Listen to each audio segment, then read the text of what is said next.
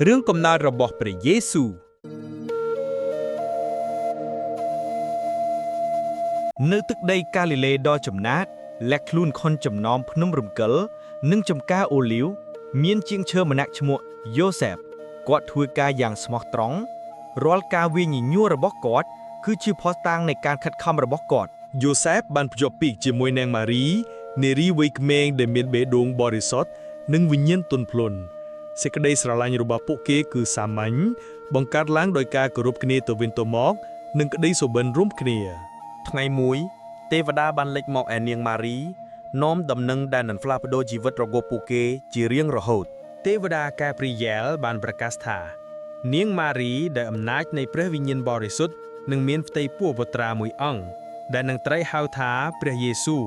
ជាបុត្រារបស់ព្រះជាម្ចាស់នាងម៉ារីជាមនុស្សស្រីមានជំនឿដ៏រឹងមាំបានទទួលយកការត្រាស់ហៅរបស់ទេវតាដោយយល់ពីទំនួលខុសត្រូវដ៏ធំធេងដែលបានដាក់លើនាងយូសេបដែលដំបងឡាយមានការព្រួយបារម្ភដោយសារដំណឹងនេះត្រូវបានទេវតាមួយអង្គមកជួបក្នុងសុបិន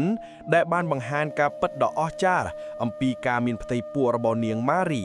យូសេបមានការធានាបានទទួលយកតួនាទីរបស់គាត់ជាអ្នកការពារនិងអ្នកផ្គត់ផ្គង់ត្រៀមខ្លួនជាស្រេចដើម្បីគាំទ្រនាងម៉ារីនិងបុត្រដែលនាងកំពុងពរចំណងរបស់ពួកគេកាន់តែជ្រាលជ្រៅ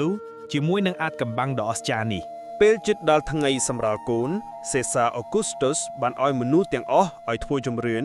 ដែលតម្រូវឲ្យមនុស្សគ្រប់រូបត្រឡប់ទៅស្រុកកំណើតរបស់ពួកគេវិញសម្រាប់យូសេបនិងនាងម៉ារីនេះមានន័យថាការធ្វើដំណើរដ៏វែងឆ្ងាយពីណាសារ៉េតទៅប៊ែតលេហឹមទីក្រុងរបស់ដាវីតជាពូជពង្សរបស់យូសេបការធ្វើដំណើរគឺលំបាកប៉ុន្តែពួកគេបានរកឃើញកម្លាំងនៅក្នុងវិញ្ញាណរបស់គ្នាទៅវិញទៅមកនិងការទន្ទឹងរង់ចាំដោយស្ងៀមស្ងាត់ចំពោះការមកដល់របស់បុត្ររបស់ពួកគេពេលទៅដល់ប៊ែតលេហែមពួកគេឃើញទីក្រុងពោពេញដោយអ្នកធ្វើដំណើរផ្ទះសំណាក់ទាំងអស់ពេញ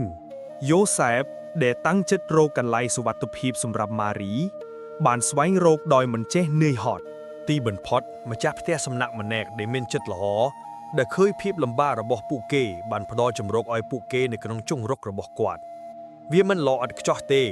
ប៉ុន្តែវាជាកន្លែងកក់ក្ដៅនិងផ្ដល់ជំរកពីភាពត្រជាក់នៅពេលយប់នៅក្នុងភាពស្ងៀមស្ងាត់ដ៏រាបទាបនៃជង្រុកព័ទ្ធជុំវិញដោយសំឡេងសត្វដ៏ទន់ភ្លន់នាងម៉ារីបានប្រសូតបុត្រារបស់នាងម៉ារីនាងបានរំបុត្រានៅក្នុងក្រណាត់ហើយដាក់បុត្រានៅក្នុងកន្ត្រកចំណីសម្រាប់សត្វព្រោះគ្មានអង្រឹងហើយដូច្នេះនៅក្នុងកន្លែងដ៏រាបទាបបំផុតស្ដេចនៃស្ដេចបានប្រសូតនាំមកនូវសេចក្តីរីករាយដ៏អស្ចារ្យដល់មេដាបិតារបស់គាត់ទន្ទឹមនឹងនេះនៅវាលស្រែក្បែរនោះពួកគង្វាលកំពុងមើលថែជាមរបស់ពួកគេនៅក្រោមមេឃពេលយប់ដែលមានផ្កាយការយាមកាមដោយឧស្សាហ៍ព្យាយាមរបស់ពួកគេត្រូវបានរំខានភ្លាមទេវតារបស់ព្រះអម្ចាស់បានលេបមកឲ្យពួកគេដោយហុំព័ទ្ធដោយពន្លឺដ៏ភ្លឺចែងចាំងបណ្ដាលឲ្យពួកគេមានការភ័យខ្លាចយ៉ាងខ្លាំងកុំខ្លាចអីទេវតាបានប្រកាសថាមើលខ្ញុំនាំដំណឹងល្អនៃសេចក្តីរីករាយដ៏អស្ចារ្យដែលនឹងទៅដល់មនុស្សទាំងអស់ព្រោះថ្ងៃនេះនៅទីក្រុងដាវីតបានប្រសូតបុត្រាមួយមកអ្នករាល់គ្នាជាព្រះអង្គសង្គ្រោះគឺព្រះគ្រីស្ទជាព្រះអង្គចាស់ភ្លាមនោះហ្វូងទេវតានៅស្ថានសួគ៌ជាច្រើនបានលេចមកជាមួយទេវតាដោយសរសើរតម្កើងព្រះជាម្ចាស់ហើយប្រកាសថាសិរីល្អដល់ព្រះជាម្ចាស់នៅស្ថានដ៏ខ្ពស់បំផុតហើយនៅលើផែនដីមានសន្តិភាពសុឆន្ទៈចំពោះមនុស្សពោពេញដោយភាពអស្ចារ្យពួកគង្វាលបានប្រញាប់ទៅប៊ែតលេហឹមដើម្បីមើលព្រឹត្តិការណ៍អស្ចារ្យនេះដោយផ្ទាល់ពួកគេបានរកឃើញនាងម៉ារីយូសេបនិងទារកដែលកំពុងដេកនៅក្នុងកន្ត្រកចំណីដោយដែលទេវតាបានប្រាប់ពួកគេបេះដូងរបស់ពួកគេពោពេញដោយសេចក្តីរីករាយពួកកង្វល់បានត្រឡប់ទៅវិញដោយលើកតម្កើងនិងសរសើរព្រះជាម្ចាស់សម្រាប់អ្វីៗទាំងអស់ដែលពួកគេបានឮនិងឃើញជីវិតដ៏សាមញ្ញរបស់ពួកគេឥឡូវនេះ